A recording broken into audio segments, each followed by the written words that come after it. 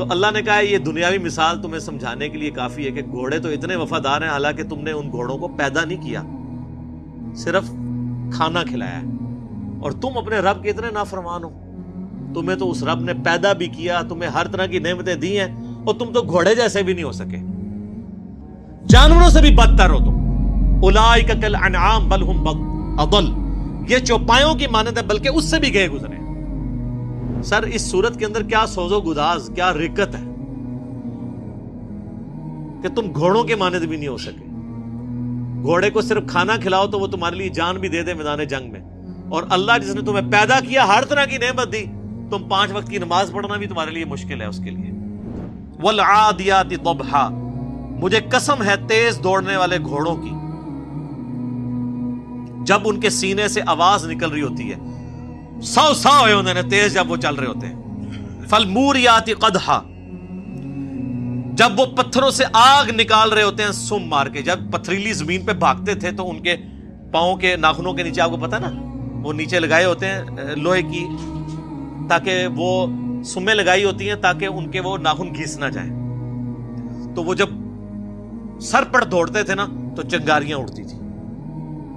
فالموریات فالمغیرات صبحا، پھر جب وہ صبح کے وقت اچانک حملہ کرتے ہیں جا کے، فاثرن به نقعا، پھر جب وہ گرد و غبار اڑاتے ہوئے واپس آتے ہیں، فوسطن به جمعا، اور جب وہ دشمن کے لشکر میں آگے تک گھس جاتے ہیں۔ سر وہ اپنی لائف سٹیک پہ لگا دیتا ہے اپنے مالک کے لیے، صرف اس لیے کہ اس نے مجھے کھانا کھلایا ہوا ہے، اتنا وفادار ہوتا ہے۔ ان الانسان لربہ لکنود، بے شک انسان ہی اپنے رب کا بڑا ناشکر ہے، گھوڑے ناشکرے نہیں ہیں۔ گھوڑے اپنے مالک کے ساتھ وفاداری کرتے ہیں، اس مالک کے ساتھ جو صرف کھانا کھلاتا ہے، اور انسان اس مالک کے ساتھ بے وفائی کرتا ہے جس نے اسے پیدا بھی کیا ہے اور ہر طرح کی نعمتیں دی ہیں، صرف کھانا نہیں کھلایا۔ وَإِنَّهُ عَلَى ذَلِكَ لَشَهِيدٌ، اور بے شک انسان خود اس بات پر گواہ ہے کہ وہ اپنے رب کا بڑا ناشکرا ہے۔ کہ کسی کو پوچھنے کی ضرورت نہیں ہے، ہر انسان کو پتا ہے کہ میں کیا کر رہا ہوں، کسی سے سرٹیفکیٹ لینے کی ضرورت نہیں ہے۔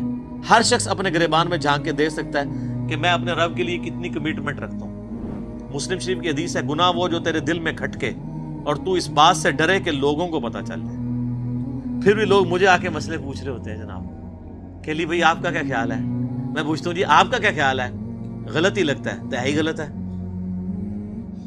اکثر گناہ تو آپ کو پتا ہوتے ہیں گناہ ہے، دل میں کھٹک جاتے ہیں۔ اور جامع ترمذی میں حدیث ہے، حسن بن علی کہتے ہیں کہ نبی علیہ السلام نے فرمایا تھا کہ جو چیز تمہیں شک میں ڈال دے اسے چھوڑ دو، نیکی اطمینان دیتی ہے، اور جو جھوٹ ہے وہ انسان کو شک میں مبتلا کر دیتا ہے۔ غلط کام تو خود اندر ضمیر بول کے کہتا ہے۔ مسلم شریف کی حدیث ہے کہ لیے مؤمن کے لیے ایک چھوٹا سا گناہ بھی ایسا ہے کہ اس کے سر پہ کوئی پہاڑ رکھ دے، اور منافق کے لیے بڑے سے بڑا گناہ ایسا ہی ہے کہ جیسے ناک میں مکھی بیٹھی تھی اڑا دی، اس سے زیادہ اس کو جو ہے اس کو باردر نہیں کرتا۔ اور بے شک انسان اس پر گواہ ہے۔ وَإِنَّهُ لِحُبِّ الْخَيْرِ لَشَدِيدٌ، اور بے شک مال کی محبت اس میں بہت زیادہ ہے۔ اصل چیز ہی یہی ہے سر، ساری بیماریوں کی جڑ مال ہے۔ اور جامع ترمذی میں حدیث ہے، ہر امت کا کوئی نہ کوئی فتنہ تھا، ویسے تو ہمیشہ ہی مال فتنہ رہا ہے، لیکن نبی علیہ السلام کی امت کا تو اسپیسیفک فتنہ مال ہے۔ آپ نے فرمایا کہ ہر امت کا کوئی بڑا فتنہ تھا، میری امت کا سب سے بڑا فتنہ مال ہے۔ اور بخاری و مسلم میں وہ حدیث بڑی رکت انگیز ہے جو آپ نے اپنی وفات سے 1 مہینہ پہلے خطبہ دیا، شہدائے احد کے قبرستان میں جا کے دوبارہ نماز جنازہ پڑھ کے قبرستان میں صحابہ کو ڈرایا اور کہا کہ دیکھنا میں تمہارا پیش رو ہوں، میں اپنے حوض کوثر کو اس وقت بھی دیکھ رہا ہوں، مجھے اپنے بعد تم سے یہ خطرہ نہیں ہے کہ تم شرک کرنے لگو، لیکن مجھے یہ ڈر ہے کہ تم دنیا کے مال کی محبت میں پڑ جاؤ گے اور پھر ایک دوسرے کو قتل کرو گے جس طرح اگلوں نے کیا، اور پھر تم بھی تباہ و برباد کر دیے جاؤ گے جیسا کہ اگلے۔ اور آپ دیکھ لیں نبی علیہ السلام کی وفات کے کچھ عرصہ کے بعد یہی امت میں وہی کام شروع ہو گئے۔ افلا يعلم اذا بعثر ما في القبور، کیا انسان اس وقت کو نہیں جانتا جب اسے قبروں سے نکال لیا جائے گا؟ وہ چاہے قبر مٹی کی قبر ہو، چاہے وہ سمندر میں مرا ہو، چاہے وہ ایئر کریش میں ہواؤں میں اس کی راکھ بکھر گئی ہو، چاہے کسی شیر کے پیٹ میں ہے، وہ اس کی قبر وہیں بن گئی، قیامت والے دن اللہ تعالیٰ اسے زندہ کر لے گا، عالم برزخ سے قیامت میں میدان محشر میں لے آئے گا۔ وَحُصِّلَ مَا فِي الصُّدُورِ، اور اللہ تعالیٰ ہر اس چیز کو بھی ظاہر کر دے گا جو انسان کے سینے میں چھپی ہوئی تھی۔ اگر کسی نے کوئی نیکی کا کام بھی کیا ہے نا کسی کو دکھانے کے لیے، تو دنیا میں تو وہ ضرور سخی ہوگا، لیکن اللہ کے حضور زیرو سے ملٹیپلائی۔ وہ مسلم شریف میں بڑی لمبی حدیث ہے، قیامت والے دن ایک سخی کو، ایک شہید کو اور ایک عالم کو بلایا جائے گا، قرآن کے قاری کو۔ اللہ کہے گا ہاں بھائی شہید تو نے میرے لیے کیا کیا؟ کہ یا اللہ جان ہی تو تھی، دے دی تیری راہ میں، اور کیا کرتا؟ اللہ فرمائے گا تو نے تو اس لیے یہ جان دی کہ لوگ تجھے بہادر کہیں، اور لوگوں نے بڑی تیری تعریف کی ہے، میرے پاس تیرے لیے کوئی اجر نہیں، اوندا منہ کر کے دوزخ میں۔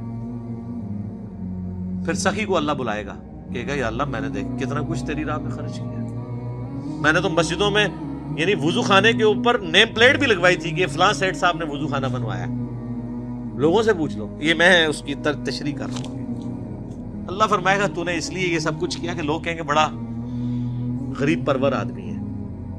یہ جتنے لوگ حرام کے پیسے کے دسترخوان چلا رہے ہیں اور ہاسپٹل بنائے ہوئے ہیں اور وہ سمجھ رہے ہیں کہ ہم اللہ کو دھوکہ دے لیں گے، نہ، یہ دنیا کو دھوکہ آپ دے سکتے ہیں۔ دنیا میں آپ کو ایک سرٹیفکیٹ بھی گورنمنٹ کی طرف مل جائے گا، جی یہ بہت اچھی این جی او ہے، ویلفیئر کے کام کر رہی ہے، اللہ کے حضور زیرو، بس یہی سرٹیفکیٹ ہے، اسی پہ آپ خوش رہیں۔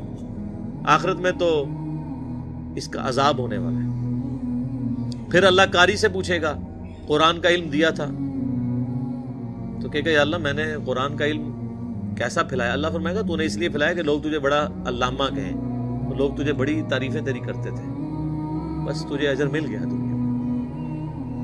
مجھے بتائیں یہ علماء جب سٹیجز کے اوپر بیٹھ کے اپنی موجودگی میں ان کو جب سٹیج پہ بلایا جاتا ہے اور ان کے ناموں کے ساتھ اتنی لمبی لمبی دمیں لگا رہے ہوتے ہیں اس پاس نامے پڑھنے والے، ان کو شرم نہیں آتی کہ زمین پھٹے اور اس میں گھس جائیں؟ کیا نبی صلی اللہ علیہ وسلم اس طرح کرواتے تھے یا صحابہ ایسے کرواتے تھے؟ پھر اتنے بڑے بڑے اشتہاروں کے اوپر 4 دمیں پہلے لگی ہوتی ہیں، 3 بعد میں لگی ہوتی ہیں، اور پتہ نہیں کیا کچھ لکھا ہوتا ہے، تو بس یہی ان کو ملنا ہے، آخرت میں کچھ نہیں ہے۔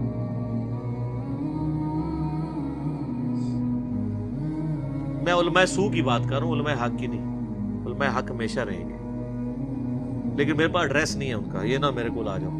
وَحُصِّلَ مَا فِي الصُّدُورِ، جو سینوں میں ظاہر کر دیا جائے گا۔